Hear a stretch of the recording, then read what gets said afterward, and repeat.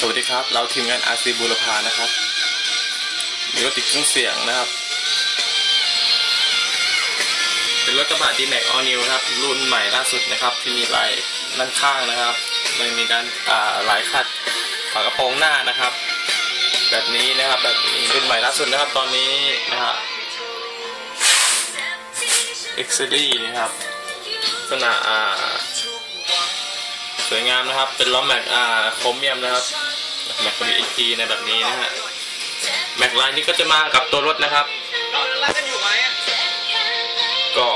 ถ้าเน้นใช้งานแต่งสไตล์นี้นะครับราคาประหยัดนะครับไม่แพงนะครับราคา 1,400 บาทนะครับจากทีมงาน RC บูรพานะครับแต่งแนวนี้คือเน้นใช้งานคือว่าจะใช้งานได้แข็งแรงกว่าแบบแต่งเยอะๆนะครับจะแข็งแรงกว่าครับเนื่องจากบอดี้เราไม่ได้เจาะมากนะครับ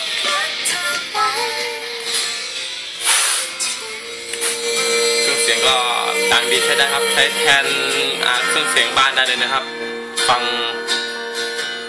เรื่อยๆทั้งวันนะครับสามารถต่อเข้าคอมพิวเตอร์ได้นะครับจะมี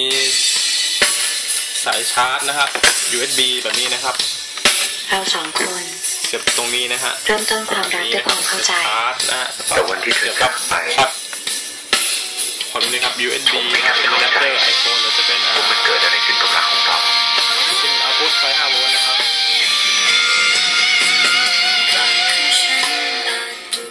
ก็จะมีแจ็คแถมให้ด้วยครับแจ็คแถมเอาไว้ต่อเปิดคอมพิวเตอร์นะครับจะเป็น iPad iPhone หรือโทรศัพท์ที่แจ็คแบบนี้นะฮะอันนี้ก็จะเป็นรีโมทนะครับในการปรับเสียงเร่งเสียงเลื่อนเพลงนะครับโปรแกรมต่างๆในนี้นะฮะมีครบก็เซตนี้ก็ราคาแค่ 1,400 บาทนะครับทางร้าน RC บูรพานำเสนอสินค้าราคาประหยัดและคุณภาพนะครับสนใจสอบถามสินค้าโดยตรงครับ 0870448474 ครับผม